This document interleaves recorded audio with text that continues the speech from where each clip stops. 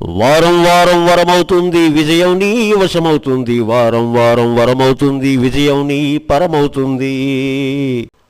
ఆదివారం అన్ని ఆగకుండా పనిచెయ్యి, సోమవారం సోమరితనం తుడిచెయ్యి, మంగళవారం మరి మంచి పని చెయ్యి, బుధవారం బాధ్యత నెరిగి పని చెయ్యి, లక్ష్మీవారం లెక్కకు మించి పని చెయ్యి, శుక్రవారం మరింత చక్కగా పని చెయ్యి, శనివారం పని పట్టక పని చెయ్యి, ఆదివారం అని ఆగకుండా పని చెయ్యి.